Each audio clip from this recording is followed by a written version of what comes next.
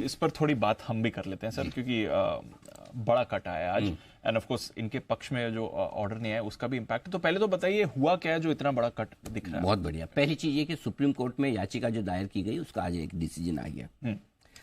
Supreme court में AGR के जो बकाया हैं टेलीकॉम कंपनियों के, उसकी कैलकुलेशन फिर से की जाए।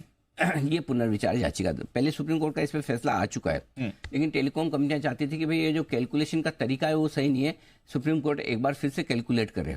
तो सुप्रीम कोर्ट ने कहा कैलकुलेट करें या नहीं करें ये तो बात की बात है, पहले हम ये सोचेंगे कि हमें कैलकुलेट करना है या नहीं करना है। ठीक है, तो इसके लिए कंपनियां गई सुप्रीम कोर्ट में। आज सुप्रीम कोर्ट ने इनकार कर दिया, नहीं जी हम कैलकुलेट नहीं करते, हमें लगता नहीं कि कैलकुलेट वापस करने की जरूरत है। वो ये नहीं कह रहे कि कैलकुलेशन सही है गलत है, वहां तक तो पहुंचे ही नहीं। पहले पाकिस्तान पे चलो हटो वापस जाओ।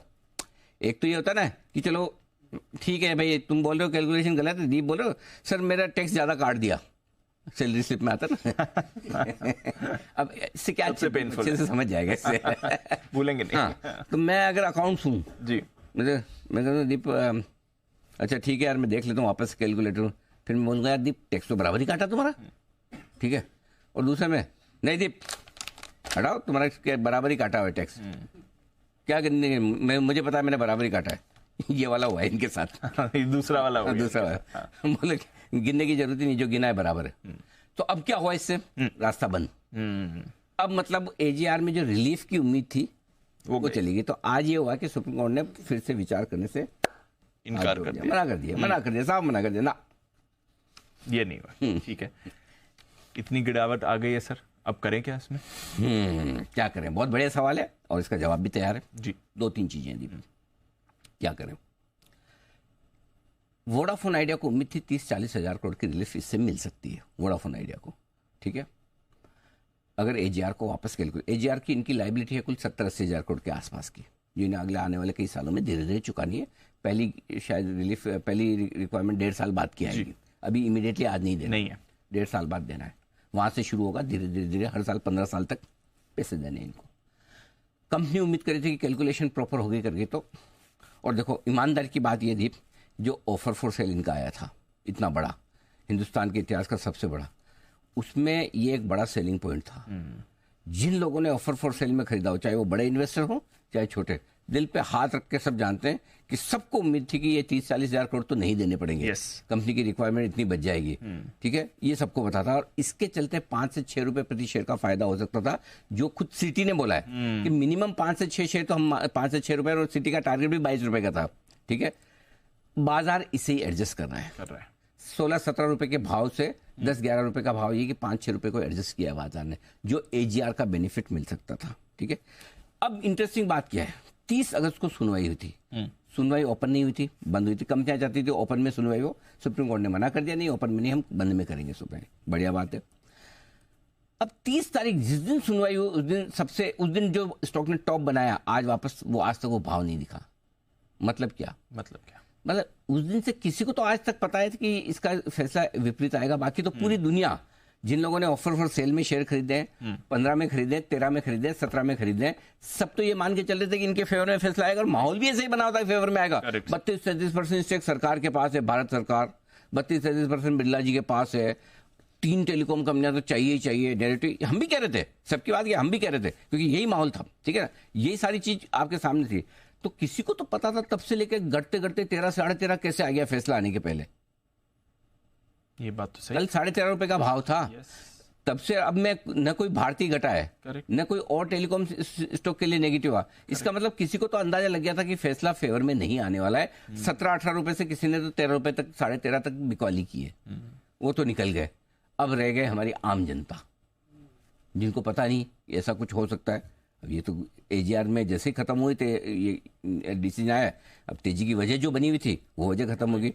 गोल्डमैन को तो अंदाजा था, 2.5 रुपए का टारगेट तो गोल्डमैन, सिटी को नहीं था, उन्होंने 22 का टारगेट दिया, गोल्डमैन को अंदाजा था 2.5 का टारगेट दिया। करेक्ट।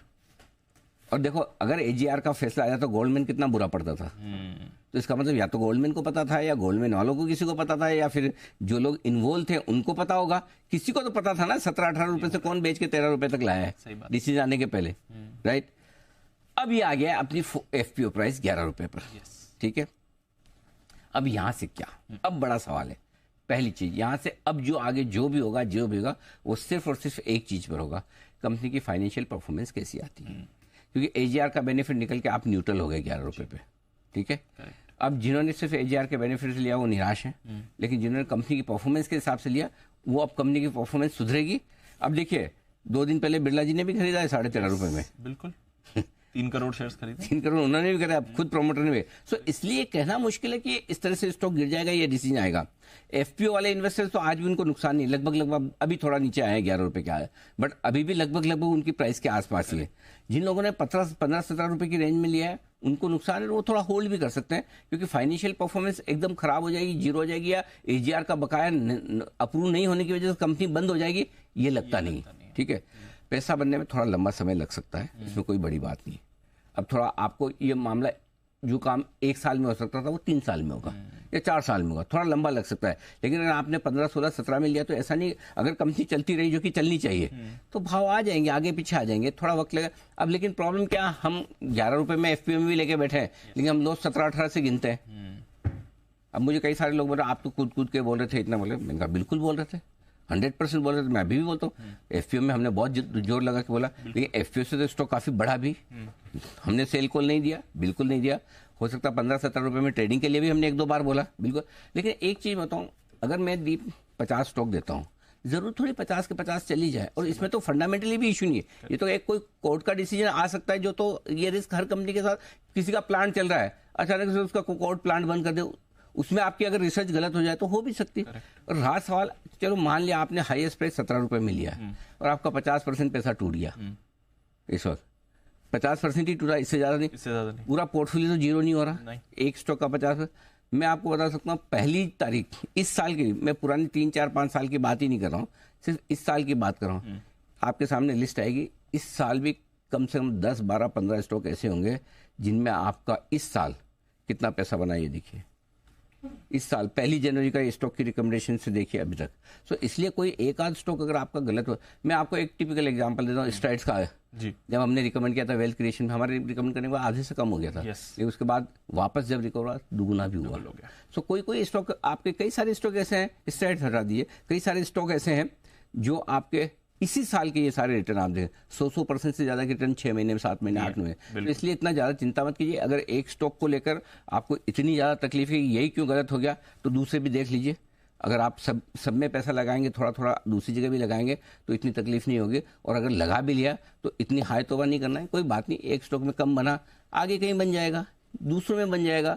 और जिसका एफपीओ उसका तो पैसा गया ही नहीं ना, अभी भी कौन सी आपकी कैपिटल बड़ी टूट रही है, इसलिए वो ट्रोल करके कोई फायदा होने वाला नहीं है। हाँ, वो कुछ और कोई इंटेंशनली तो कोई किसी को, अभी सुप्रीम कोर्ट का डिसीजन ये फेयर में किसको पता था, जिसको पता था उसने बेच दिया, करेक्ट। हमको तो नहीं पता था, ट्रू, आपको नहीं पता था, क्लियर है। सो इसलिए भरोसा रखें, कोई एक आध कॉल, ये तो चलो ठीक है एक रीजन से, कोई बिना रीजन के भी नहीं चल सकता ना कभी। मैं बताऊं, मैंने एनबीसीसी रिकमेंड किया था, 60-70 रुपए में पड़ा रहता था, चलता ही नहीं था, चला तो 4 गुना हो गया, करेक्ट। और पीसीबीएल अभी 1 महीने में, 1.5 महीने में डबल हुआ, तो मैंने तब भी बोला कि इसमें हमारी कोई स्किल नहीं है। कोई स्टॉक जल्दी चल जाते हैं, कोई लेट चलते हैं। आप ट्रैक रिकॉर्ड निकाल के बता दो, ये इस साल के स्टॉक बता रहा हूं, आप किसी कहीं और से ये ट्रैक रिकॉर्ड निकाल के मैच करके दिखा दो। इन्वेस्टमेंट वाली मैं वोडाफोन की इन्वेस्टमेंट की बात कर रहा हूँ, ट्रेडिंग में तो हर जगह जब भी दिया होगा तो स्टॉप लॉस दिया होगा। जिन्होंने इन्वेस्टमेंट के लिहाज से दिया है उनको इतना दुखी होने की जरूरत नहीं है। आपका सीडीसीएल इस साल दुगुना हुआ है, ये परसेंटेज रिटर्न है आपके, इस साल क्या है, खाली इस साल की बात कर रहा हूँ मैं। इसलिए कोई एक आध स्टॉक हो जाए तो इट्स पार्ट ऑफ लाइफ समझिए, ठीक है, हो जाता है। कोई स्टॉक कभी अपनी किस्मत टेस्ट करता है, कभी अपनी स्किल टेस्ट करता है, कभी अपना टाइम टेस्ट करता है, पेशेंस टेस्ट करता है। इसलिए निश्चिंत रहे, शांति से बैठे रहें, और अगर डर लगे तो एफपीओ प्राइस के आसपास ही 5-25 पैसा ऊपर नीचे में आप बेच के निकल जाए, टेंशन फ्री हो जाए, ताकि दूसरे स्टॉक में आप फोकस कर पाए। बहुत क्लियर कट बोल रहा हूँ, बाकी मेरी तरफ से क्लियर कट होल्ड है। मैं एक ही चीज चाहता हूँ, कंपनी का मैनेजमेंट आए, बात करे, बताए कि व्हाट नेक्स्ट।